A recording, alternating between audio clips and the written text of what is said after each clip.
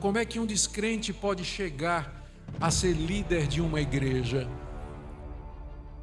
Mas a verdade é que isso acontece, e não são poucas vezes, pessoas não convertidas dentro da igreja. Às vezes porque a gente acha que todo mundo que está na igreja no domingo, só porque está ali há 30 anos, 40 anos é crente, aí a gente não prega a mensagem de arrependimento, mudança de vida, mensagem para a consciência, mensagem de peso realmente para a alma. A gente fala como se eles fossem crentes, como se os filhos dos crentes já fossem crentes. Não são. Eles têm que se converter. Filho de crente tem que se converter. Só o fato de que nasceu na igreja não quer dizer que ele é salvo, não. Aí ele nasceu na igreja, foi batizado na igreja, cresceu ali, fez profissão de fé, vai participar da mocidade porque está legal, os amigos estão lá, ele cresceu com aqueles jovens, lá tem uma menina legal que ele quer namorar, que beleza, vai casar com ela, vai ficar na igreja, prosperou no seu negócio, é um professor reconhecido, diácono, presbítero, pastor. É fácil pessoas não crentes ocuparem posição de liderança na igreja, especialmente quando a igreja não vigia. A terceira carta de João nos mostra um contraste profundo entre aqueles que são fiéis à verdade do Evangelho e aqueles que, mesmo dentro da igreja, resistem à verdade e se colocam como barreira à obra de Deus. O apóstolo elogia Gaio por andar na verdade, acolher os irmãos e ser participante na expansão da mensagem de Cristo. Ele nos lembra que pregar o Evangelho não é apenas falar com palavras, mas viver de forma coerente com a fé que professamos. Pregar o Evangelho começa com a vida.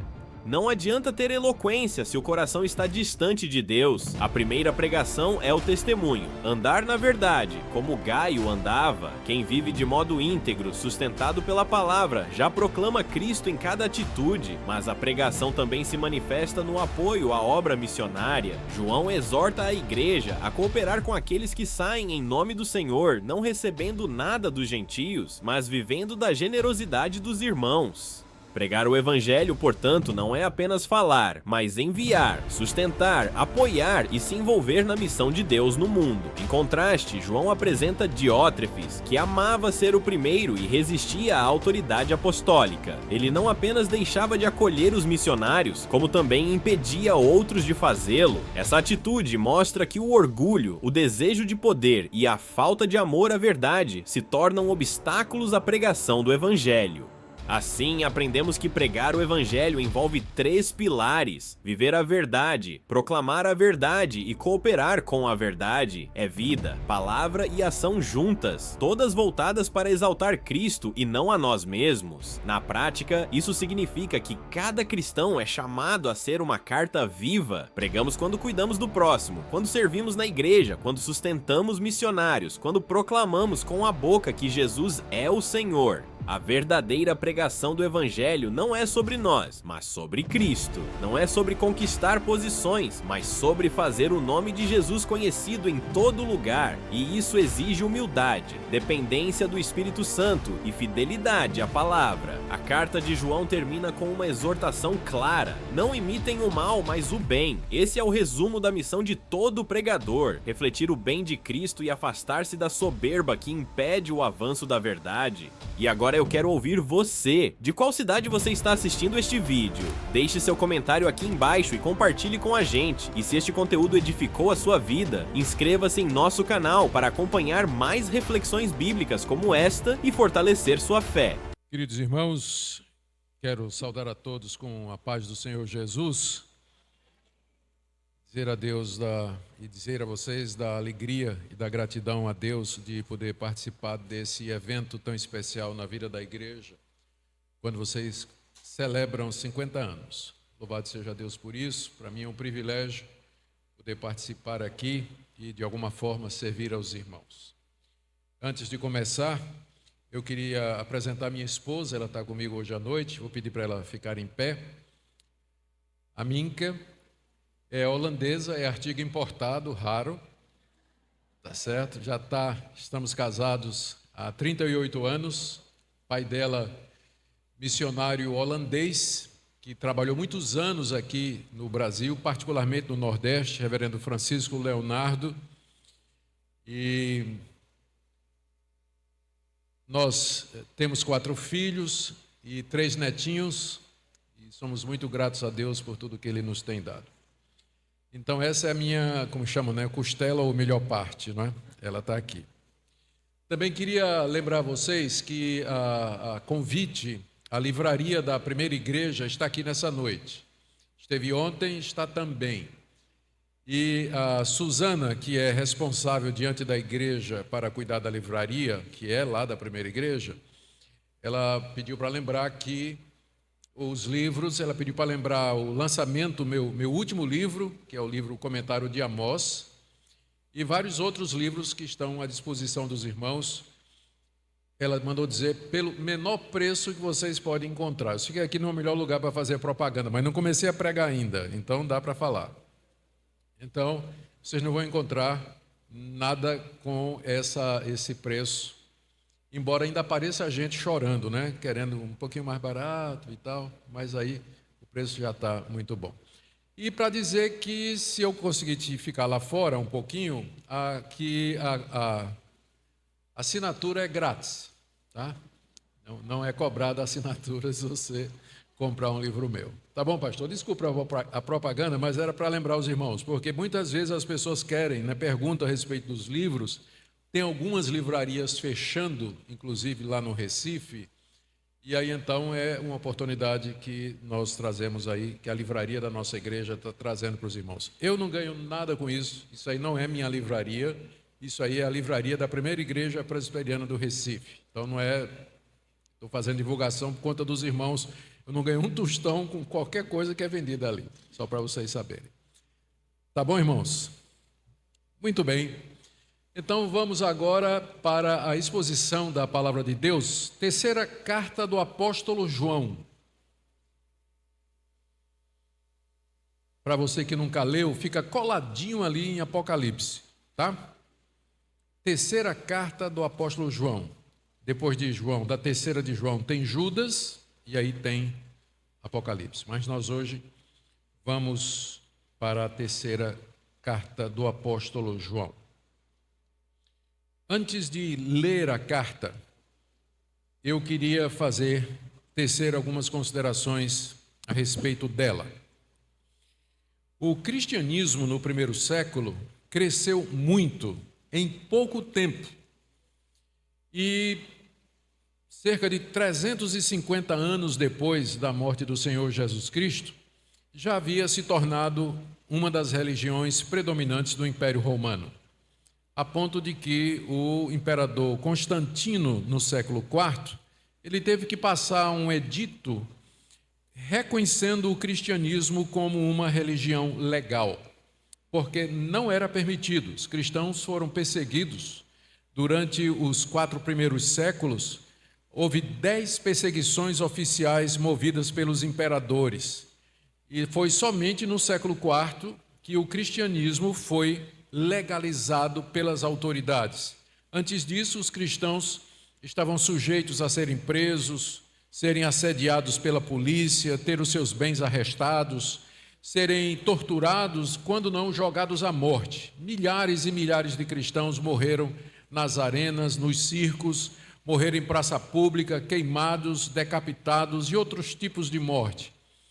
Os que nós conhecemos mais são aqueles relatados no Novo Testamento. Já nessa época, a gente vê a perseguição começando contra os cristãos, e a gente sabe que Paulo morreu meados da década de 60, por ordem do imperador Nero. Na primeira grande perseguição, Paulo foi decapitado na Via Ápia, lá em Roma.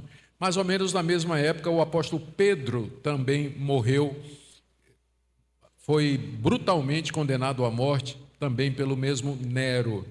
E esse que escreveu a carta, o apóstolo João, diz a tradição que ele morre também de maneira muito cruel, perto do final do século I, porque ele foi o apóstolo que viveu mais, então ele vai morrer mais no fim. Mas o cristianismo, ele sobreviveu todas essas perseguições. Por isso, quando eu vejo às vezes os cristãos, pastor preocupados assim, essas questões de governo, essas questões de autoridade, o Estado, o que é que vai acontecer? Eu sempre lembro que a igreja já vem sobrevivendo há 2000 anos. Nós sobrevivemos a 10 perseguições, sobrevivemos ao imperador Nero. Então, o que está acontecendo hoje, sem querer menosprezar, é fichinha, perto do que a igreja já experimentou durante os seus 2000 anos de história, de existência. E foi foi nesse clima que a igreja apostólica, a igreja do primeiro século, ela cresceu, ela se espalhou pelas províncias romanas e alcançou os finais do mundo conhecido. Já perto, em meados do século II, o cristianismo já havia alcançado grande parte do mundo conhecido, os discípulos tendo cumprido aquela ordem que Jesus deu: ide por todo o mundo, pregai o evangelho a toda criatura. A gente fica perguntando como é que pessoas simples, que não tinham, por exemplo, a imprensa, que não tinham telefone, que não tinham internet, que não tinham as mídias sociais, que não tinham correios eficientes como nós temos hoje, facilidade de transporte, avião, ônibus, rodovias. Como é que essas pessoas conseguiram se movimentar tão rapidamente e se organizar de maneira tão eficiente, a ponto de que, a partir de 12, um número pequeno, eles se multiplicaram em milhares em poucos anos? O que é que aconteceu? Além da presença dos apóstolos no primeiro século e dos sinais e prodígios que eles faziam, além da vinda do Espírito Santo no dia de Pentecostes, havia uma razão muito prática. Deus já tinha preparado o mundo para o cristianismo. O Império Romano havia dominado todas as nações daquela época. Não havia guerras, porque o Império Romano havia desarmado as nações.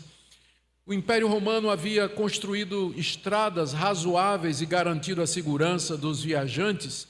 Havia uma língua que era falada em todo o Império Romano. A língua dos romanos era o latim, mas o que se falava era grego. Todo mundo falava grego. Era como inglês hoje, era a língua universal. Onde você vai, se você falar inglês, você consegue se comunicar. Naquela época era grego.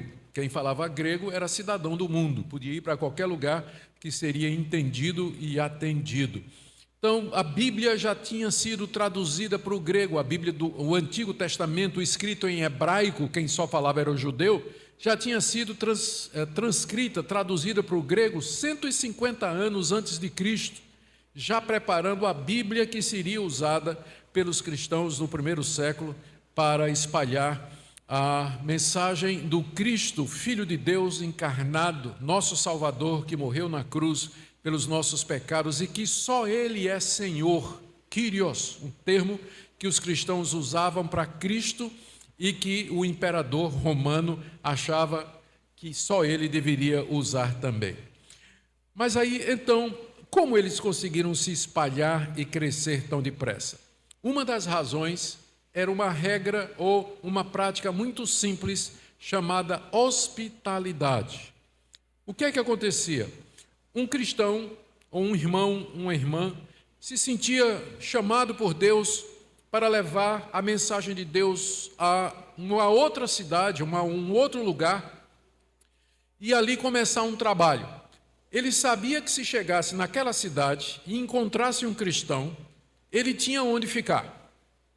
E se tivesse uma igreja já naquele lugar, ele seria recebido, alimentado e seria ajudado financeiramente e espiritualmente a ir em frente e plantar outras igrejas. Então, essa rede de hospedar missionários fez com que os cristãos se espalhassem muito rápido, porque eles chegavam numa cidade, abriam uma igreja, essa igreja funcionava como base missionária para missionários que iam plantar igrejas em outras cidades e assim por diante.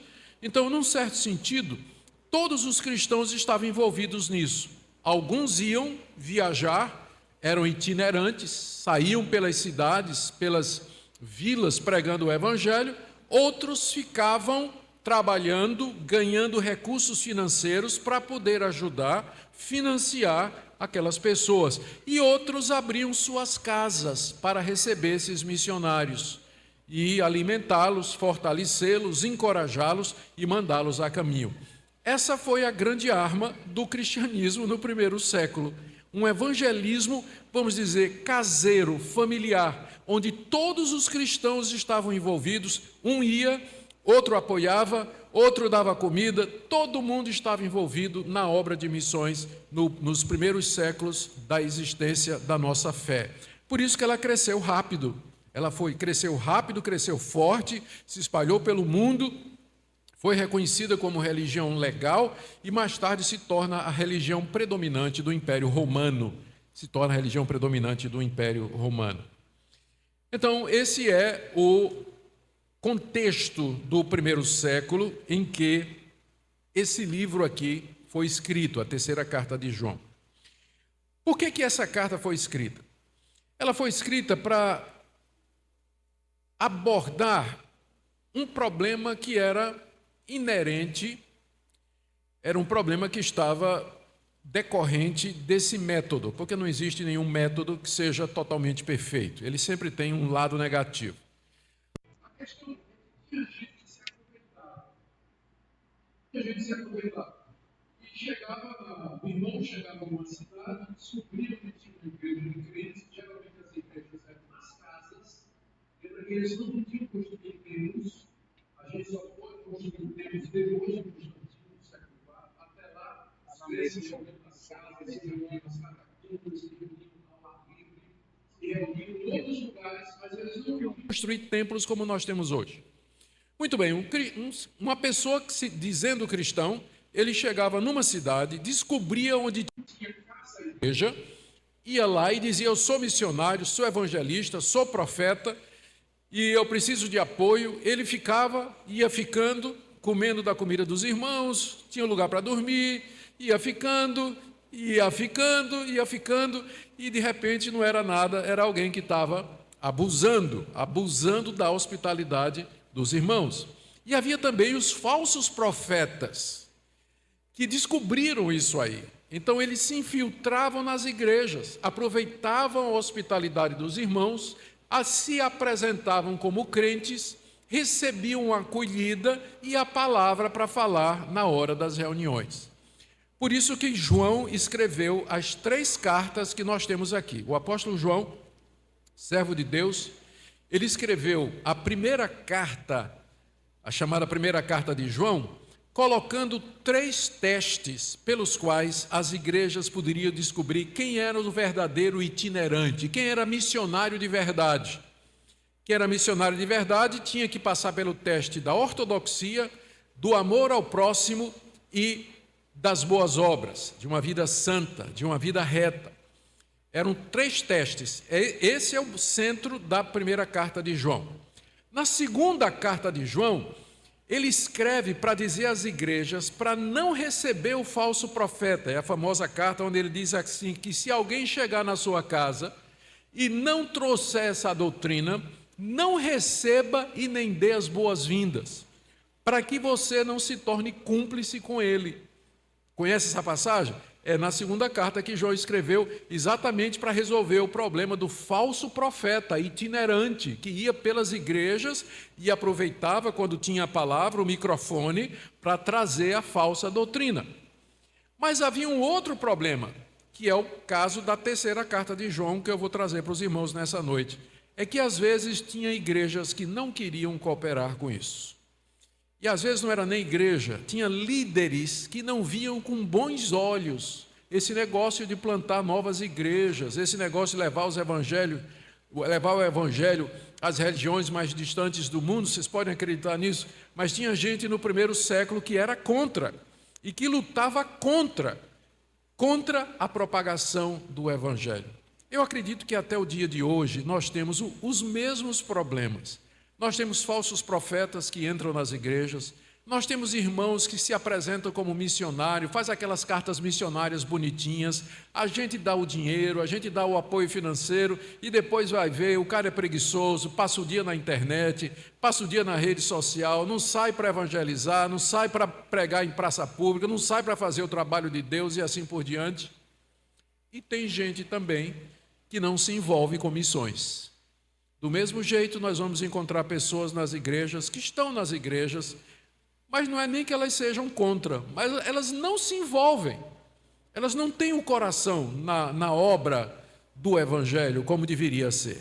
João escreveu essa terceira carta exatamente nesse contexto que eu vou contar para vocês agora. O apóstolo João morava em Éfeso, a essa altura da vida dele. Morava em Éfeso. E ele tinha um discípulo chamado Gaio. Gaio morava numa outra cidade e era membro de uma outra igreja casa. E Gaio era uma pessoa de confiança do apóstolo João. E o apóstolo João tinha a visão de evangelizar a Ásia Menor, que era aquela província da qual Éfeso é a capital.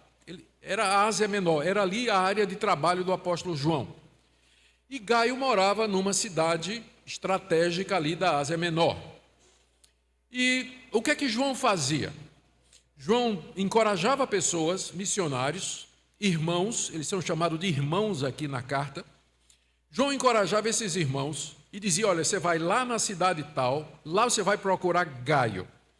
Gaio é meu discípulo, Gaio tem condições financeiras, ele é um homem de posses, ele mesmo não é missionário, mas ele tem uma casa onde funciona talvez uma igreja, e ele recebe os irmãos missionários, ele ajuda os irmãos missionários e envia mais adiante para ir pregar o evangelho. Então, João tinha esse sistema de evangelização, o apóstolo João. Ele mandava missionários para o irmão Gaio, e o irmão Gaio, que morava lá na fronteira, mandava os missionários para frente. Só que o pastor de Gaio, chamado Diótrefes, não estava gostando disso. Ou ele tinha ciúmes de João, tinha ciúmes do apóstolo João, ou ele não gostava do fato de que o evangelho estava sendo pregado aos não-judeus, porque Diótrefes é um nome judeu. Então é provável que ele era um judaizante. No livro de Atos vocês encontram o exemplo de gente que era judeu, que se converteu e não queria que o evangelho fosse pregado aos gentios, aos não-judeus. O apóstolo Pedro, no começo, teve que ser convencido por Deus de que era para pregar o evangelho aos gentios. Lembra lá a experiência de Pedro em Atos 10, que ele tem uma visão do lençol que desce, aí Deus manda ele pregar lá na casa de Cornélio, que era romano. Até Pedro teve que ser convencido de que o evangelho não era somente para os judeus, mas era para todas as nações. Então Diótrefes talvez era um desses, que achava que o que João estava fazendo estava errado.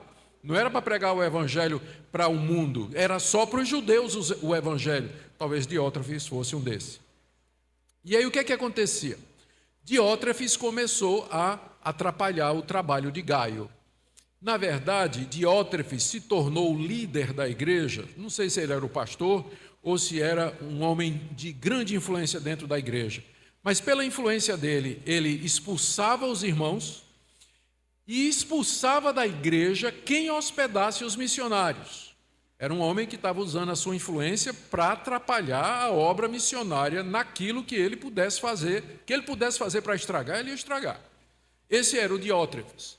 João já tinha mandado uma carta, né? O Gaio se queixou ao apóstolo João, dizendo, olha, não adianta você mandar irmãos ou mandar missionários aqui, porque eu estou tendo problema com o pastor da minha igreja. O Diótrefes, ele não está querendo que eu continue essa missão, esse trabalho que eu estou fazendo, a coisa está muito difícil. Como é que é? E João disse, espera aí, escreveu uma carta lá para a igreja, mandou uma carta para o conselho da igreja. E o Diótrefes, o que é que fez? Engavetou a carta, não deu atenção, mas foi o apóstolo João, não quero nem saber. Ele não deu atenção, aí começou a falar mal de João, do apóstolo João, já idoso, servo de Deus, apóstolo de Jesus Cristo, no fim da vida, teve que pegar um abacaxi desse. Então já vá aprendendo de que mesmo quando a gente ficar velho, ainda vai ter abacaxi para descascar. Não é? Pastor pensa que vai, assim, ter uma velhice tranquila, vai não. Sempre tem os Diótrefes da vida, né? Qualquer idade eles vão aparecer. Ele não queria saber de João. E aí, então, o apóstolo João está resolvido a ir pessoalmente na igreja e enfrentar o Diótrefes. E para isso, então, ele escreve essa carta aqui que eu vou ler. A terceira carta, que é mais um bilhete, não é? É mais um bilhetinho, é o menor livro do Novo Testamento, é esse aqui. Nessa carta, o apóstolo João prepara a sua ida para a igreja. E vai dizer, ele vai fazer algumas coisas nessa carta. Primeiro, ele vai encorajar seu filho na fé, Gaio, a continuar com o ministério de missões. Depois, ele vai denunciar Diótrefes. E terceiro, ele vai recomendar uma pessoa chamada Demétrio, que é provavelmente um desses missionários e que levou a carta em mãos para entregar a Gaio. Tá certo? Agora nós estamos prontos para ler a terceira carta de João. Vamos ler? O presbítero ao amado Gaio, a quem eu amo na verdade. Amado, acima de tudo, faço votos por tua prosperidade e saúde, assim como é próspera a tua alma. Pois fiquei sobremodo alegre pela vinda de irmãos. Lembra que irmãos é missionário, tá? Fiquei sobremodo alegre pela vinda de irmãos e pelo seu testemunho da tua verdade, como tu andas na verdade. Eu não tenho maior alegria do que esta, de ouvir que meus filhos andam na verdade. Amado, procede fielmente naquilo que praticas para com os irmãos. Isso fazes mesmo quando são estrangeiros, os quais perante a igreja deram testemunho do teu amor. Bem farás encaminhando-os em sua jornada por modo digno de Deus, pois foi por causa do nome que saíram, nada recebendo dos gentios. Portanto, devemos acolher esses irmãos para nos tornarmos cooperadores da verdade. Agora ele vai falar de Diótrefes, né? Aqui, primeiro, ele encoraja Gaio. E agora ele fala sobre Diótrefes. Escrevi alguma coisa à igreja, mas Diótrefes, que gosta de exercer a primazia entre eles, não nos dá acolhida. Por isso, se eu for aí, far-lhe-ei lembradas as obras que ele pratica, proferindo contra nós palavras maliciosas. E não satisfeito com essas coisas, nem ele mesmo acolhe os irmãos, como impede os que querem recebê-los e os expulsa da igreja. Amado, não imites o que é mal, senão o que é bom. Aquele que pratica o bem procede de Deus, aquele que pratica o mal jamais viu a Deus.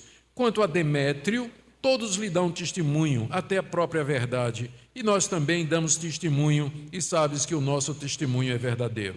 Muita coisa tinha que te escrever, todavia não quis fazê-lo com tinta e pena, pois em breve espero ver-te. Então conversaremos de viva voz. A paz seja contigo, os irmãos te saúdam, saúda os amigos, nome por nome. Você agora nunca mais vai poder dizer que nunca leu o livro inteiro da Bíblia, certo? Você acaba de ler um livro inteiro da Bíblia, já pode ir para casa feliz, né? Quando os irmãos perguntarem, já leu um livro inteiro da Bíblia? Já li, terceira de João. É o menorzinho da Bíblia, mas já li todinho, não é? Já li todinho. Graças a Deus por isso. Muito bem. Vamos lá para nosso livro então. Como eu disse, do verso 1 até o verso 8, o apóstolo João encoraja Gaio, o seu discípulo. Ele começa se apresentando no verso 1 como o presbítero. Ele não precisa dizer o apóstolo João, porque naquela época só havia uma pessoa que podia ser chamada de o presbítero e todo mundo sabia quem era. Era o apóstolo João, que era o apóstolo mais velho, mais idoso. A palavra presbítero significa isso, ancião. Ele era o mais idoso dos 12. Era assim, era o mais idoso, era o que sobreviveu. Ele era o mais novo, por isso é o que viveu mais, não é? É isso que eu quero dizer. Então, ele era conhecido como o presbítero.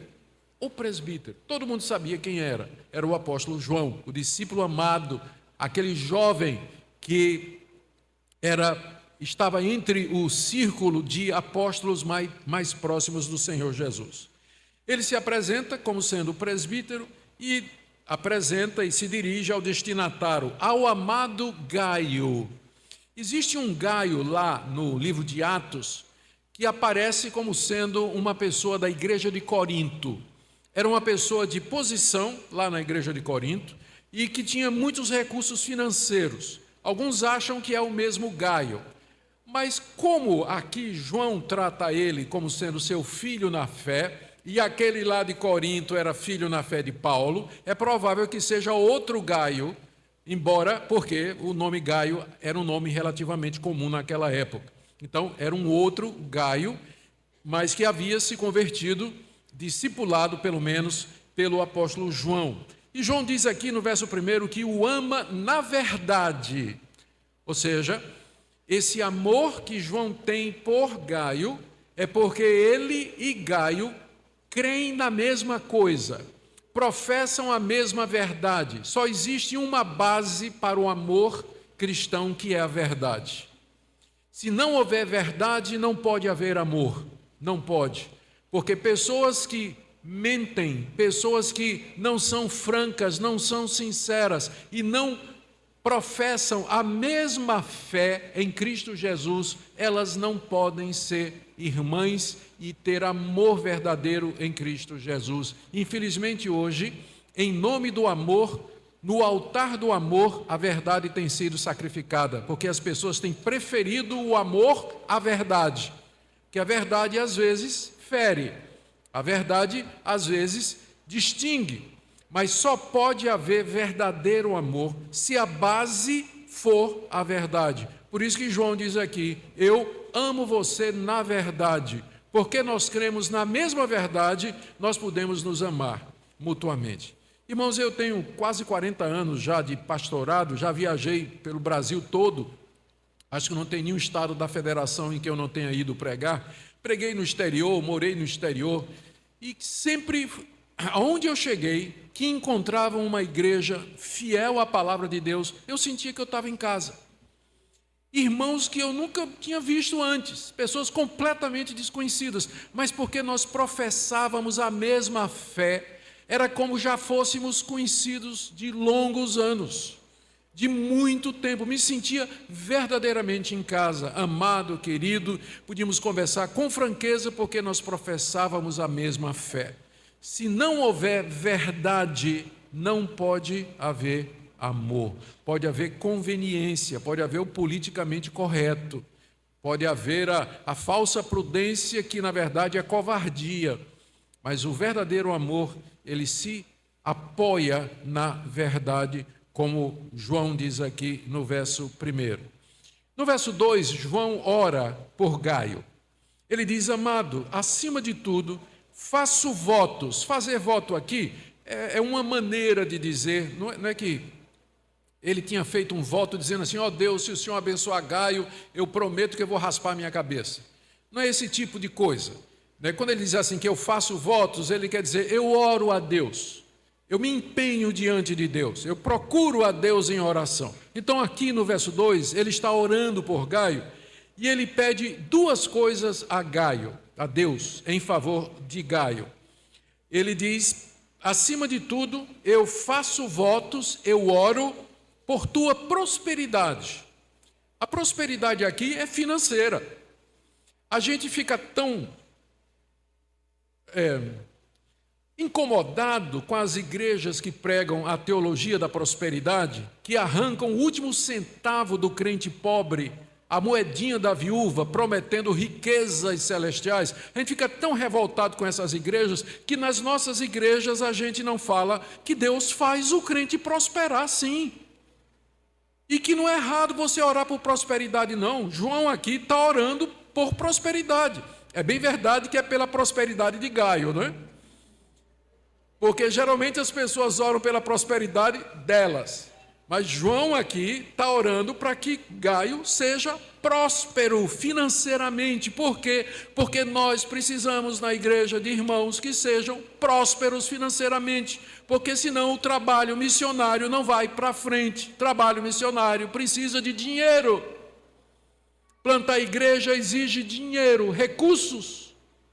Por isso não tem nada errado você pedir para Deus que Deus prospere, faça abençoar. Fulano está começando um negócio novo, ele está começando uma empresa, ele arrumou um emprego, tem condições. Ore por ele para que a empresa dele dê certo, para que ele cresça financeiramente para que ele possa contribuir, para que a obra de Deus vá avante. Mas a gente fica com tanto medo, né, da teologia da prosperidade, que a gente acha que é até pecado pedir para Deus fazer a gente prosperar. Eu não estou dizendo que...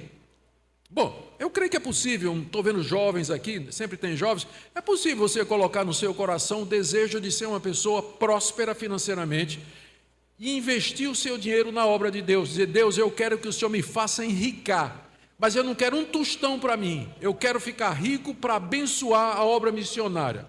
Eu conheci um presbítero, ele já está na glória agora. Quando eu conheci, era pastor, me tornei pastor da igreja dele, ele estava começando uma fábrica de remédios. E ele teve que pedir um empréstimo ao governo, não conseguia pagar, a fábrica era pequenininha, e ele chorava, eu orava, ia para a casa dele, a gente orava, ele chorava, desesperado, anos a fio. Deus fez esse homem prosperar. E esse homem morreu e deixou um legado para os seus filhos, além de uma empresa, várias empresas, ganhando muito bem aqui no exterior, a visão de generosidade dele. Esse homem patrocinou dezenas e dezenas e dezenas de igrejas pelo Nordeste.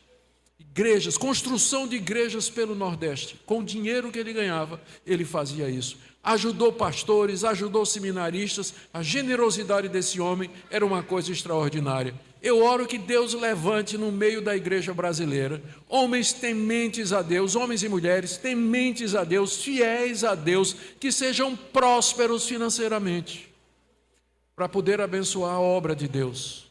Porque nós precisamos de pessoas, não está errado não, você querer pedir que Deus lhe dê um emprego melhor, lhe dê um salário melhor, lhe dê melhores condições. Por quê? Porque você quer abençoar outras pessoas. Você quer abençoar a obra de Deus. Então, está aqui.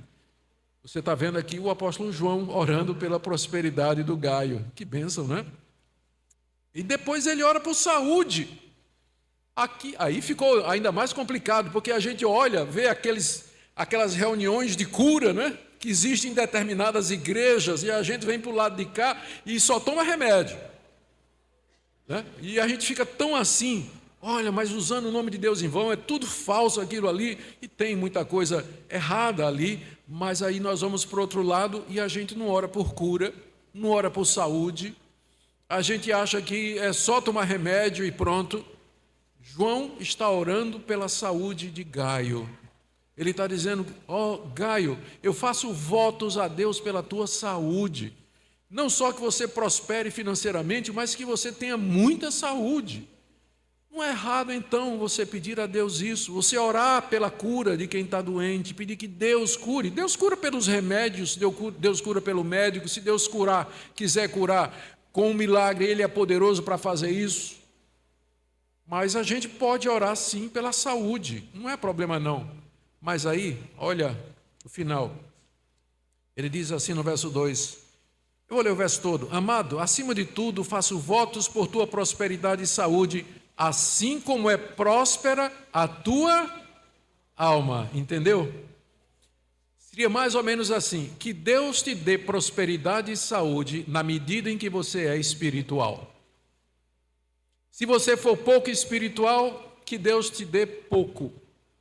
Se você for muito, que Deus te dê muita prosperidade e saúde. Sabe por quê? Porque um crente rico e que não é espiritual, ele é uma pedra no sapato da igreja. Porque ele quer mandar na igreja, quer mandar no conselho, quer mandar no pastor, quer dar ordem na igreja, porque ele tem dinheiro. Mas a alma dele não é próspera. Ele não é espiritual. Ele não teme a Deus. Ele pensa que a igreja é empresa e quer tratar os negócios da igreja como se fosse um comércio, um negócio. Então não basta só ser próspero e ter saúde, precisa ser próspero espiritualmente para poder ser uma bênção, para poder ajudar outras pessoas, para saber como usar os recursos de Deus, para saber como investir no reino de Deus de maneira sábia.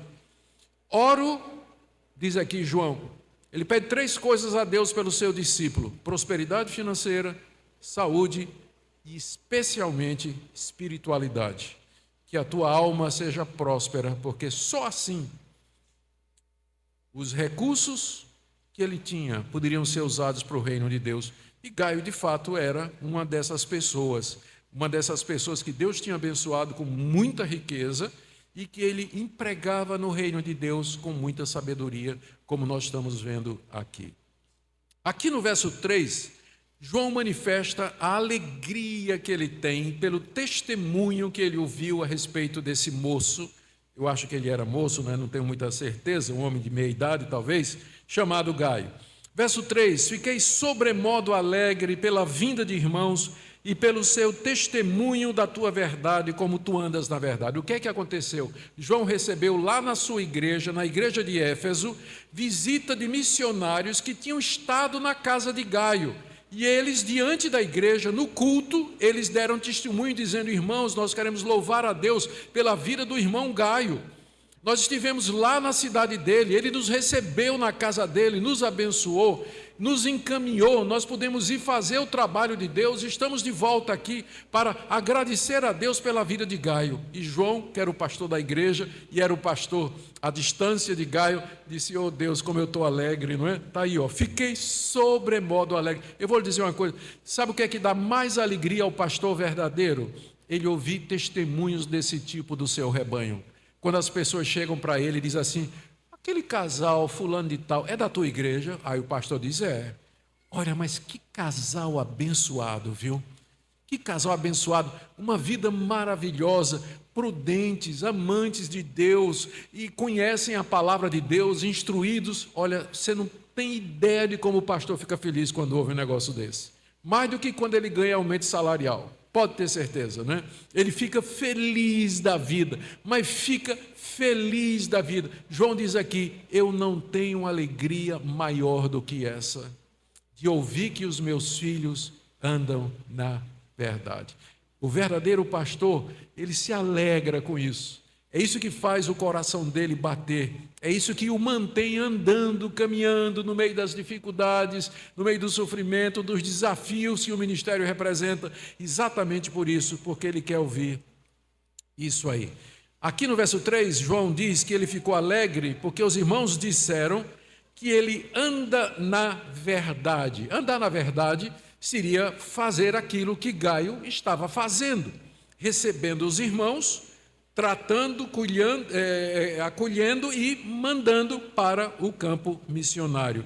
E João diz no verso 4, eu não tenho maior alegria do que esta, de saber que meus filhos andam na verdade. Que bênção, não é? Pessoas como Gaio e tantos outros, através da história da igreja, centenas e centenas de homens e mulheres que Deus levanta nas igrejas. Eles não são missionários, eles nunca vão para o campo missionário, porque não é a vocação deles, mas que se não fosse por eles, o trabalho missionário não poderia ter acontecido. Pessoas que abrem suas casas, onde um trabalho vai começar, que acolhem a igreja no seu começo, pessoas que passam a vida toda ali ajudando, orando pela igreja, servindo com seus dons e talentos. Se não fosse pelo trabalho dessas pessoas, o reino de Deus não ia avante.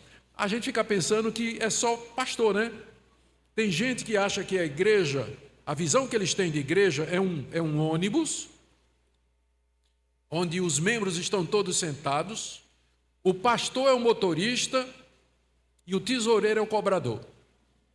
Pronto, você não precisa fazer nada, você paga todo mês ali, se senta confortavelmente e o pastor vai fazer tudo. A visão correta da igreja é de um barco, é de um barco de competição, onde você tem os remadores sentados, cada um com um remo na mão, ó, todo mundo remando, e o guia, o mestre, o piloto dizendo, à esquerda, à direita, mais força agora, a parte de trás, puxa mais. É o pastor, né? A tarefa do pastor é guiar vocês no trabalho de Deus, para que cada um de vocês desenvolva seu talento, seu dom, seu ministério, esteja envolvido no trabalho de Deus. Tem a história de um menino que ouviu uma pregação dessa, aí ficou feliz da vida, foi para a escola e era naquele dia na escola, a professora de artes iria começar a preparação e o ensaio de uma grande peça e ela iria então fazer teste com os alunos para saber quem ia fazer o papel de quem naquela peça que seria apresentada lá na escola, né, no teatro. E aí o menino foi feliz da vida para ir lá para a escola, e quando ele volta para casa, a mãe diz, e aí, filho, você descobriu qual é o seu lugar, o papel que você vai fazer? E sim, mamãe, a professora descobriu qual é o meu talento especial. E qual é, filho? É ficar lá sentado no banco, aplaudindo os meus colegas que estão lá na frente fazendo aquele trabalho. Ele não tinha nenhum talento para a arte, mas ele podia ficar lá e encorajar, e orar, e dizer, vamos, estamos aqui, no que precisar, nós vamos servir, nós vamos trabalhar. Então, todo mundo tem uma função, e o apóstolo João aqui está lidando com um desses que não era missionário, mas sabia muito bem por que é que Deus tinha feito ele prosperar e tinha tanta riqueza. Do verso 5 até o verso 8, na verdade, do verso 5 até o verso 6, João elogia o trabalho de Gaio. Olha, isso é tão importante. Elogio é uma faca que corta dos dois lados. Porque se você começa a elogiar um obreiro, um pastor, um missionário, ele pode pensar que ele é alguma coisa. E a gente já tem a tendência de ser vaidoso, né? Já tem a tendência de ser vaidoso. A minha esposa, por exemplo, ela sabe que eu tenho tendência a isso. Ela anda com um alfinetezinho que toda vez que eu tenho balonite aguda, ela chega e dá uma furadinha. Ela vê na hora, né, quando eu estou sendo, né, e aí então ela dá uma furadinha. É uma bênção quando a esposa faz isso e ajuda o obreiro, né, e vice-versa, quando o marido ajuda a mulher, que mulher também sofre de balonite aguda, às vezes, né? Ela pode pensar que é alguma coisa, ou o marido pode pensar que é alguma coisa. Então, é bom quando Deus manda alguém furar o balão da gente. Então, tem um lado negativo do elogio, mas tem um lado bom também, que às vezes a gente está desanimado. Às vezes o pastor está desanimado, o missionário está desanimado, o obreiro está desanimado, aquela senhora que vem abrindo a casa dela toda semana para aquele culto de oração, ela está desanimada, está cansada com aquilo ali. E às vezes uma palavra de elogio, o encorajamento pode ajudar aquela pessoa. É isso que João está fazendo aqui com Gaio. Verso 5, amado, procedes fielmente. Procedes aqui, melhor traduzido, você está procedendo fielmente naquilo que você pratica com os irmãos. E isso fazes mesmo quando são estrangeiros, os quais perante a igreja deram testemunho do teu amor. Aqui João passa recibo do testemunho dos irmãos que estiveram lá na igreja falando bem de Gaio. Agora ele diz para Gaio, olha, os irmãos que você acolheu, eles vieram aqui na nossa igreja e eles falaram, eles deram um bom testemunho a respeito de você. Eles falaram de como você os acolheu, mesmo quando eram estrangeiros, mesmo que eram desconhecidos para você, você recebeu na sua casa, você os abençoou, você está procedendo de maneira fiel. Aqui João está elogiando Gaio, e como isso é importante, você elogiar. Agora precisa ter cuidado, né? Como eu disse, não elogie demais, não, porque a gente é vaidoso. Mas, por outro lado, a gente desanima também. E uma palavra boa, uma palavra bem colocada, anima o coração da gente. A gente fica feliz, a gente fica animado e encorajado, como João está fazendo aqui. Ele diz no verso 5, amado, você está procedendo fielmente naquilo que você pratica com os irmãos. O chamado de Gaio não era ir para outro lugar, começar uma igreja do zero ou pregar o evangelho onde Cristo nunca tinha sido pregado. Esse não era chamado de Gaio. E Deus não chama todo mundo para fazer isso. O chamado de Gaio era prosperar financeiramente, para investir naqueles que Deus havia chamado para serem missionários. E nisso que era a vocação de Gaio, ele procedia com fidelidade. Ele fazia isso com constância, com amor, com dedicação, porque era o trabalho dele. E aí o resultado é o testemunho, verso 6, que os irmãos perante a igreja deram testemunho do teu amor. Ele fazia isso com grande amor e dedicação. E aqui no final do verso 6 até o verso 8, João dá instruções a Gaio sobre como proceder dali para frente. São 3 instruções. Na verdade, é uma instrução seguida por alguns motivos. Veja só o final do verso 6. Bem farás encaminhando esses irmãos em sua jornada por modo digno de Deus. Olha, Gaio, se você encaminhar esses irmãos na sua jornada por modo digno de Deus, você vai estar fazendo certo. Aqui nós temos algumas coisas importantes. A tarefa de Gaio era encaminhar os irmãos. Ele mesmo não ia, mas ele encaminhava. Segunda coisa, era encaminhá-los na sua jornada. Eles eram itinerantes. Eram missionários que iam de igreja em igreja, de cidade em cidade, pregando o evangelho, evangelizando as populações.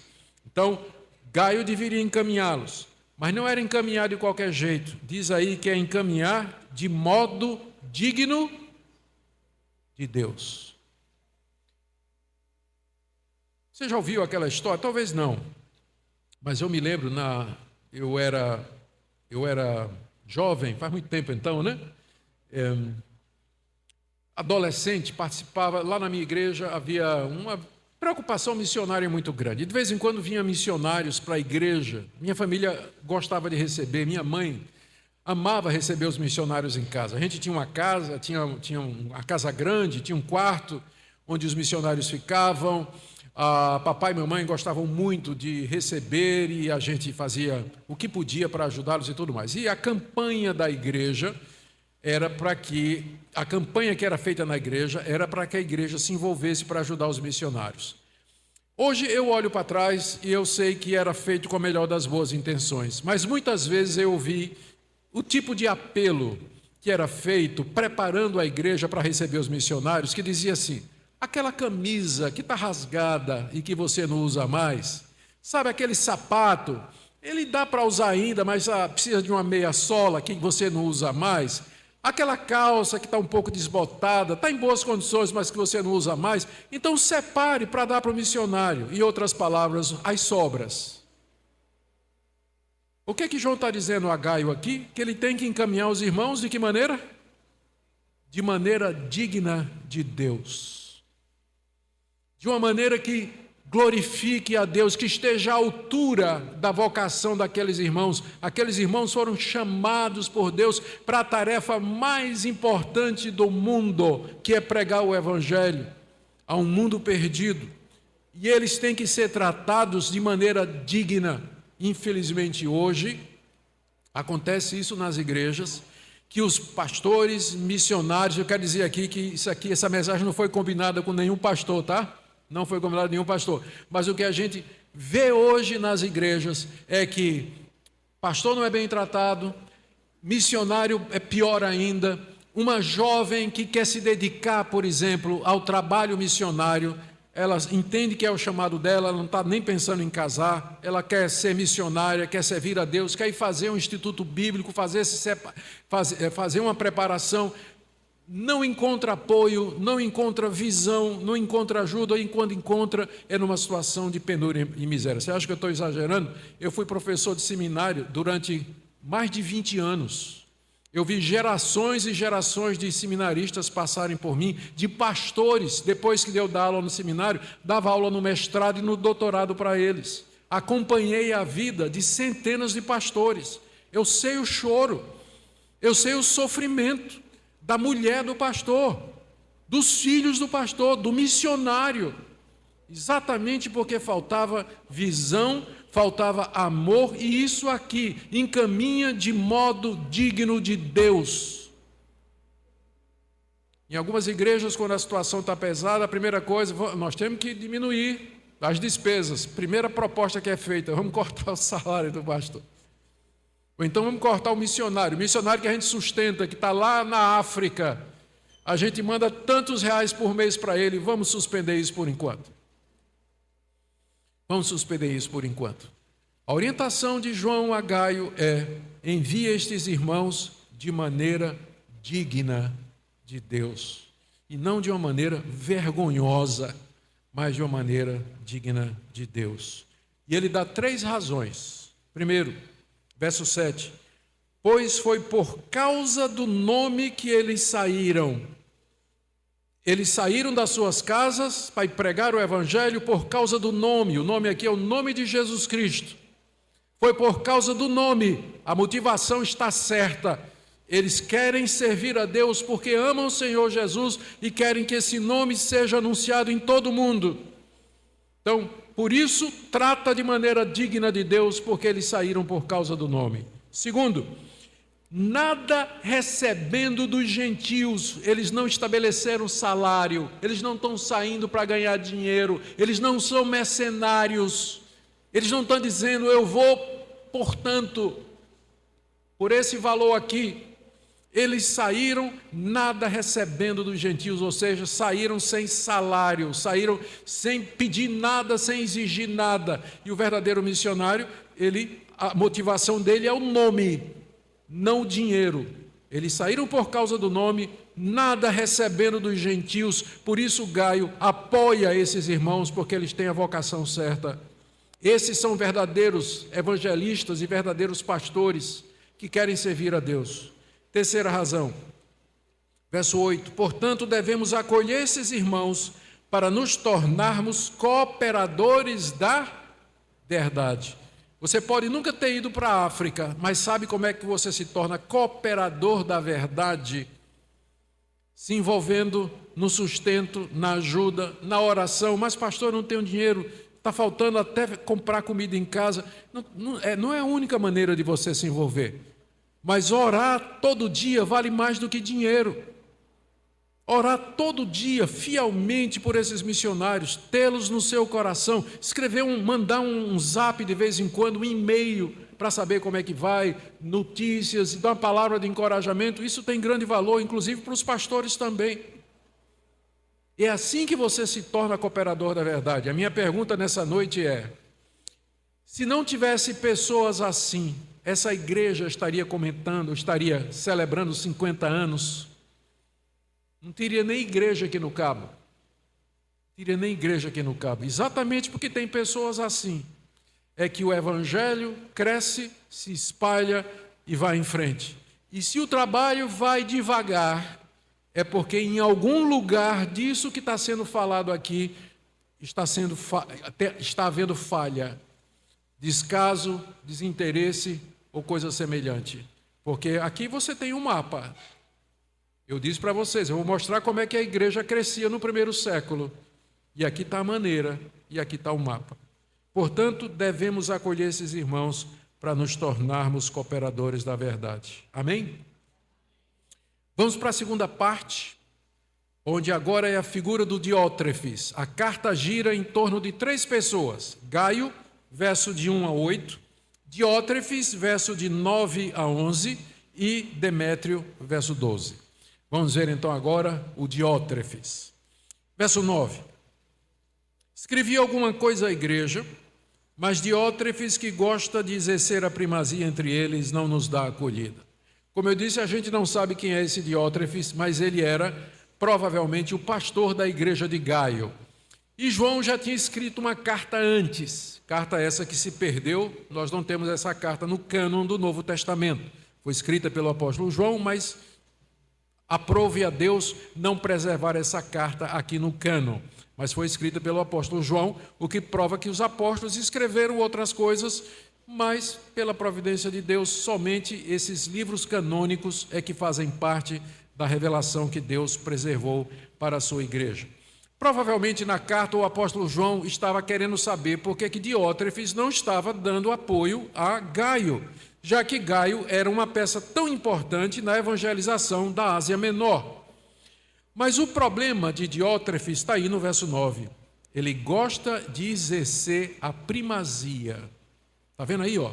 Escrevi alguma coisa à igreja, mas Diótrefes que gosta de exercer a primazia. Primazia é o primeiro lugar. Diótrefes gostava de mandar. Essa aqui é a tradução.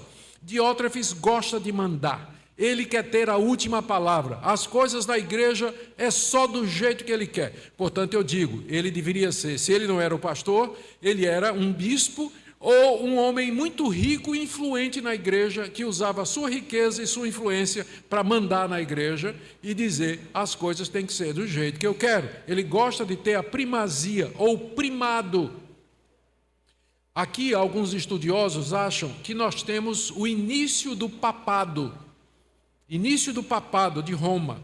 Inclusive é chamado de o primado de Pedro, não é? Ou primaz de Roma, exatamente por conta do termo primazia, que se acha que era daqui. Daqui eles acham esse tipo de governo, uma pessoa tendo autoridade. Isso aí vai aparecer no 2º século, e esses pastores locais que tinham muita autoridade sobre uma região, eles passam a ser chamados de bispos.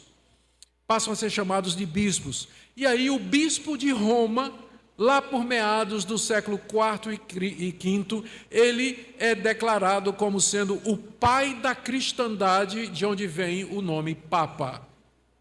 Então, exatamente porque é o primaz, né, que é ter autoridade sobre tudo. Num certo sentido, eu até acho bom que o primeiro Papa tenha sido Diótrefes, né? Alguns acham que foi o primeiro Papa, porque senão, se fosse Gaio, imagine como teria sido o nome do primeiro Papa.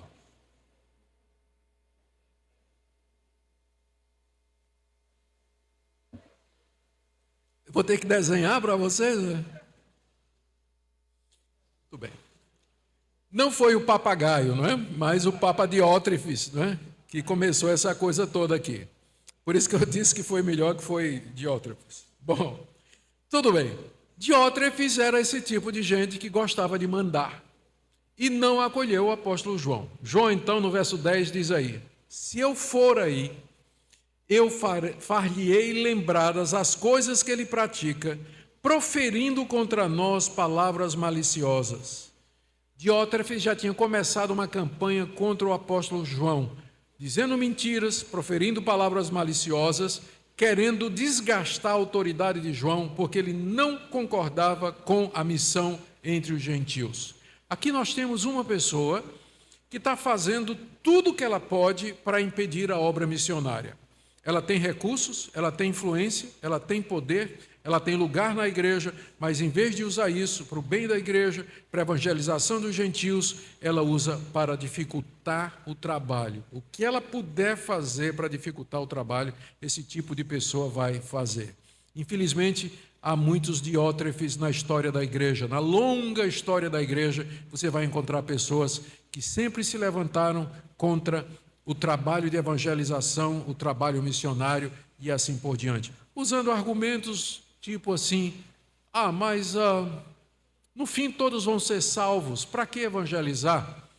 Deus no fim vai salvar todo mundo. Ou a gente poderia pegar o dinheiro que a gente vai investir no trabalho missionário e aqui ajudar os pobres aqui da cidade do Cabo. Tem muito pobre, muito sem teto aqui, muita gente passando por necessidade. Por que a gente não faz obra social em vez de fazer evangelização? Como se fosse ou um ou outro, né?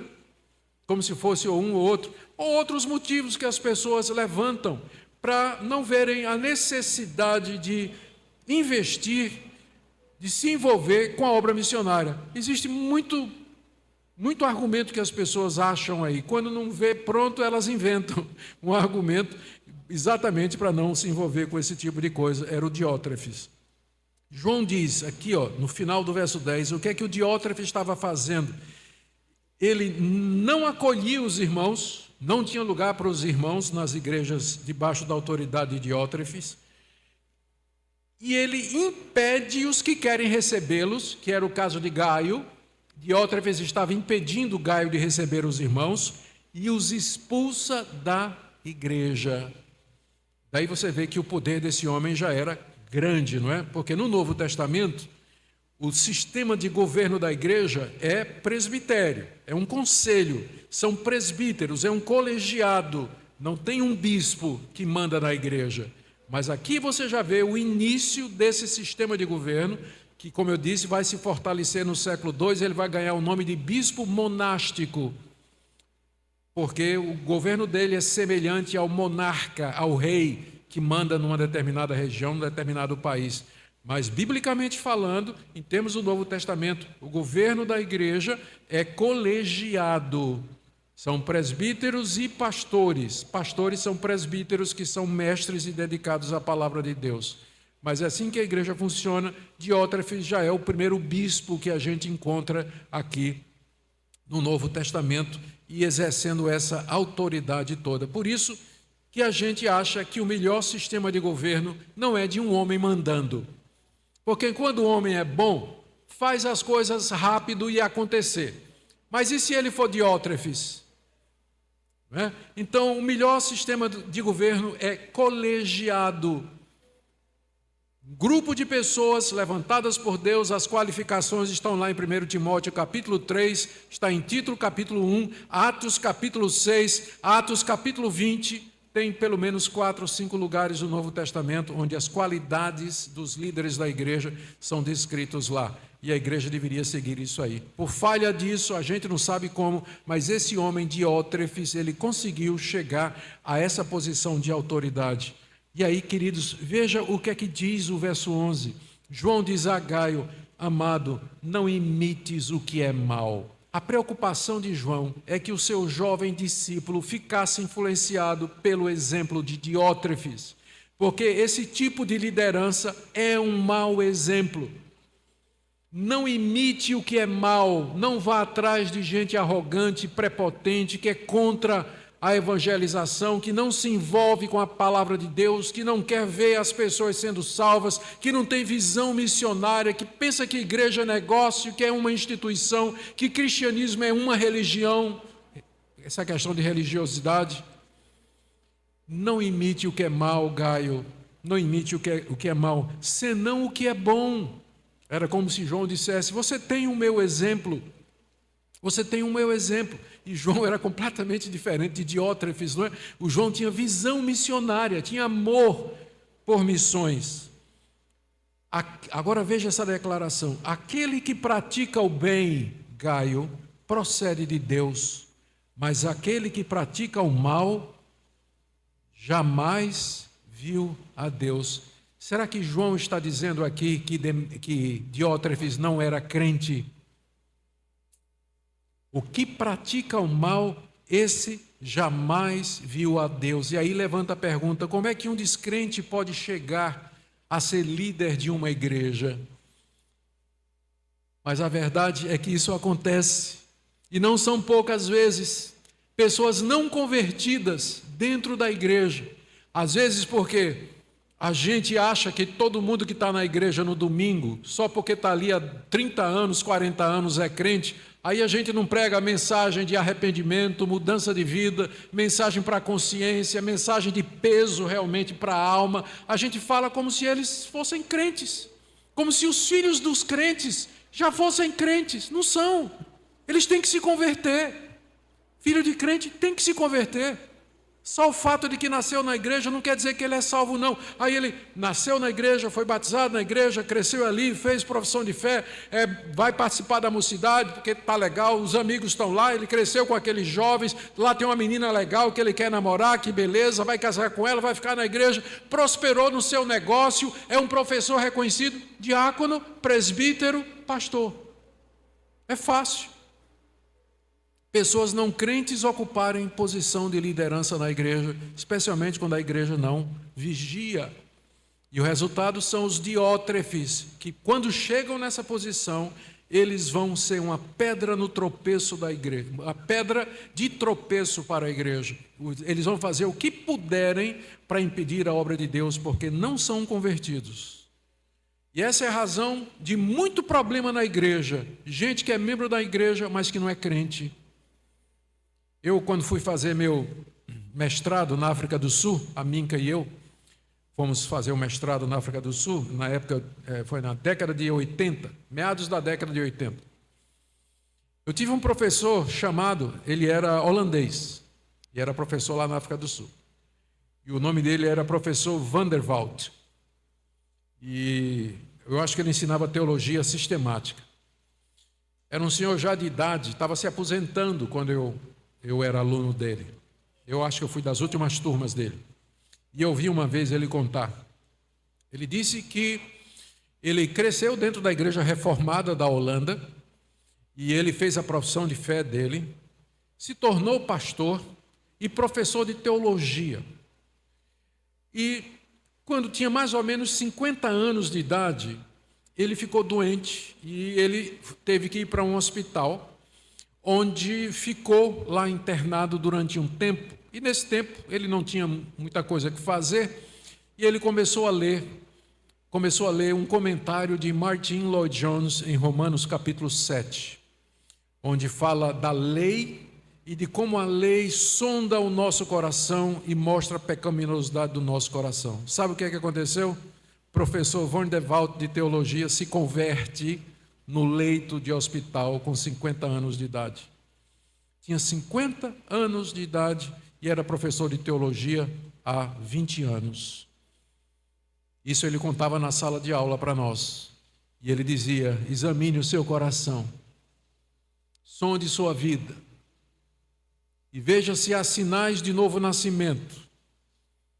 Examine se sua fé é verdadeira ou se é alguma coisa que você apenas herdou do seu pai e de sua mãe, que você se cresceu acostumado com a linguagem da igreja, maneira de ser do evangélico, maneira de falar dos evangélicos, você cresceu desse jeito, mas você tem, de fato, sinais do novo nascimento, porque senão nós continuaremos a ter os diótrefes, como esse aqui, que chegam a essa posição de autoridade. A terceira pessoa que aparece na carta é Demétrio, mencionado no verso 12. Apenas um versículo. Quanto a Demétrio, todos lhe dão testemunho até a própria verdade. E nós também damos testemunho, e sabes que nosso testemunho é verdadeiro. Demétrio é provavelmente um desses irmãos que João está mandando para Gaio, para que Gaio o acolha. E aqui João está fazendo a recomendação. E naquele tempo, pela palavra de 2 ou 3 testemunhas, toda a verdade era estabelecida. João então apresenta 3 testemunhos de que Demétrio era um homem de Deus. Ele diz: quanto a Demétrio, primeiro, todos lhe dão testemunho. Todos aqui, quer dizer, todos aqueles que conhecem Demétrio dão testemunho de que ele é crente, ele é fiel.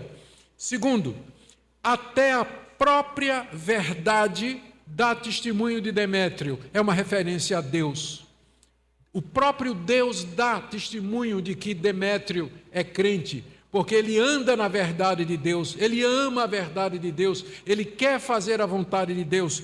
Terceiro, nós também damos testemunho, nós aqui é o apóstolo João, e eu dou testemunho de que Demétrio é crente verdadeiro. É como se ele estivesse dizendo: Gaio, esse aqui você pode receber.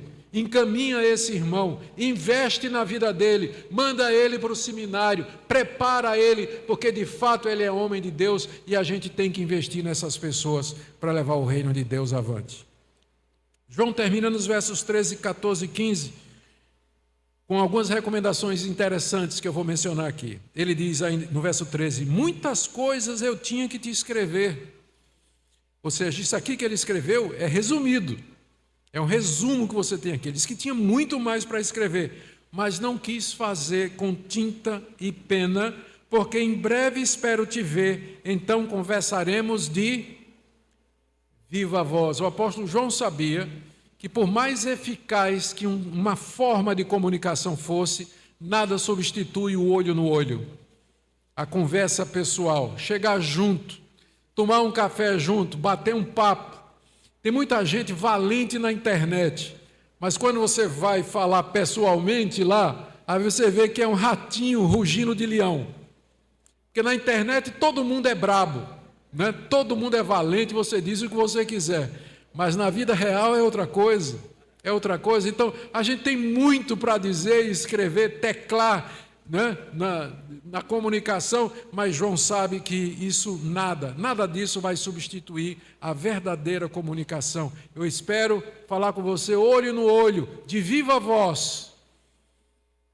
Não tem como emular esse tipo de comunicação. Comunicação humana é um fenômeno muito complexo, né? Envolve postura corporal, cheiro, o movimento dos olhos, o tom de voz, tanta coisa está envolvido na comunicação, continua sendo, porque Deus nos fez assim, pessoas. E essa é a melhor maneira da gente conversar. E isso aqui eu uso para dizer para vocês, talvez uma aplicação para os jovens aqui, não é? Cuidado com o pessoal que você conhece pela internet. Cuidado com o pessoal que você conhece nas mídias sociais, porque é muito fácil você fazer um perfil falso, um não, vários, e você se passar por quem você quiser. É muito fácil. Então, coisa séria como relacionamentos, olho no olho, presente, em pessoa, para saber realmente com quem você está falando. Cuidado com esse tipo de coisas que hoje é extremamente comum e tem muita gente desesperada, triste, porque caiu em alguma armadilha desse tipo. A paz seja contigo, diz João a Gaio, no verso 15. Os amigos te saúdam e saúda os amigos aí na tua igreja, nome por nome. Eu confesso que aqui eu perco para o apóstolo João, porque eu não sei o nome do pessoal de todo mundo da minha igreja. São 800 e poucas pessoas, eu não sei reconhecer, nome por nome. Às vezes fica até envergonhado quando uma pessoa, membro da igreja, compra um livro, e diz assim: pastor, eu queria que o senhor assinasse aqui, faz uma dedicatória para mim. E eu digo: para quem? Aí a pessoa diz: para mim. Eu, da expectativa de que ela diga o nome dela, ela diz: não, é para mim, pastor. E eu, com vergonha, tenho que dizer: meu irmão, me perdoe, mas eu não sei seu nome, ou esqueci seu nome, como é? É uma vergonha, não é? Mas João aqui está dizendo: saúda os irmãos, nome por nome. Ele conhecia as pessoas, ele estava próximo das pessoas, era um verdadeiro pastor de almas. Eu quero terminar aqui, queridos, com algumas aplicações para nós. Primeiro, esse livrinho, tão pequenininho, não é? Mas ele é tão rico, ele é tão importante, porque é um dos poucos livros do Novo Testamento que nos abre uma janela para o mundo daquela época, um mundo missionário, para a gente saber como é que funcionava. Segunda coisa, aqui nós aprendemos que todos podem se envolver com a obra missionária. O lema dos 50 anos é uma passagem de 1 Coríntios, capítulo 3, que fala do plantio da palavra de Deus como uma semente e da colheita de pessoas que se convertem ou do crescimento da igreja. E esse livro ele fala muito apropriadamente desse tema, porque ele nos mostra que o crescimento da igreja não é uma coisa que depende só de pastor, de missionário e de evangelista, mas envolve a igreja toda, cada um de vocês. Terceiro lugar, esse livro é um desafio para que você examine sua vida. Deus, eu quero ser próspero para quê? Jovens, eu quero ser próspero financeiramente para quê? Eu quero ganhar dinheiro para quê? Para quê? Eu quero saúde para quê? Com que propósito eu quero? Senhor, eu estou envolvido na obra missionária. E como igreja perguntar, nós estamos tratando os irmãos, que aqui no texto são os missionários, de modo digno de Deus. De modo digno de Deus, nós damos prioridade à obra missionária. E atenção a isso, são perguntas que esse livro levanta. E eu espero, diante de Deus, que o Espírito Santo torne essas perguntas reais no coração de vocês, para que vocês daqui a 50 anos estejam celebrando 100 anos dessa igreja, porque sem gente desse tipo aqui, como Gaio e Demétrio, o Evangelho não pode prosseguir. Que Deus abençoe vocês, faça de vocês uma igreja com o coração cada vez mais envolvido com missões, com evangelismo, com pregação da palavra de Deus, para a glória de Deus. Amém? Deus abençoe os irmãos. A carta de 3 João é curta, mas extremamente profunda. Ela nos mostra que pregar o evangelho vai muito além de palavras. Gaio é elogiado porque vivia na verdade, recebia bem os irmãos e colaborava com a obra missionária. Ou seja, ele não apenas falava de Cristo, mas o demonstrava em sua vida e em seu serviço. Isso nos ensina que o testemunho pessoal é a primeira e mais poderosa forma de pregar. O evangelho não é apenas um discurso, mas um modo de viver. Cada gesto de amor, cada ato de generosidade, cada escolha de fidelidade à palavra se torna uma mensagem que o mundo lê em nós. Gaio pregava sem microfone, sem púlpito, mas sua vida era um sermão vivo. Por outro lado, João denuncia Diótrefes, um homem que amava ser o primeiro, rejeitava da autoridade apostólica e até mesmo impedia outros de ajudar os missionários. Essa atitude mostra que orgulho e vaidade são obstáculos sérios à pregação. Quem busca sua própria glória não pode ser verdadeiro pregador do evangelho. Assim, aprendemos que pregar o evangelho exige humildade, é apontar sempre para Cristo e nunca para nós mesmos. É reconhecer que a mensagem não é nossa, mas do Senhor. Nossa missão é apenas transmiti-la com fidelidade, sem distorções, sem interesses pessoais. Além disso, João destaca a importância de cooperar com a obra missionária. Pregar o evangelho também é enviar, sustentar, apoiar. Quando ajudamos a espalhar a mensagem de Cristo, participamos diretamente da missão de Deus no mundo. Portanto, pregar o evangelho é viver a verdade, proclamar a verdade e sustentar a verdade. É ser luz em meio às trevas, com palavras e ações que apontam para Jesus como único Salvador. Essa carta nos desafia a olhar para nós mesmos. Será que estamos vivendo como Gaio, com simplicidade e fidelidade? Ou estamos nos comportando como Diótrefes, fechados em orgulho e resistência à verdade? Deus nos chama a sermos pregadores do evangelho em todo tempo e em todo lugar, seja com nossas palavras, seja com nossas atitudes. Que a nossa vida seja um testemunho vivo da graça de Cristo e que através de nós, muitos possam conhecer o caminho da salvação,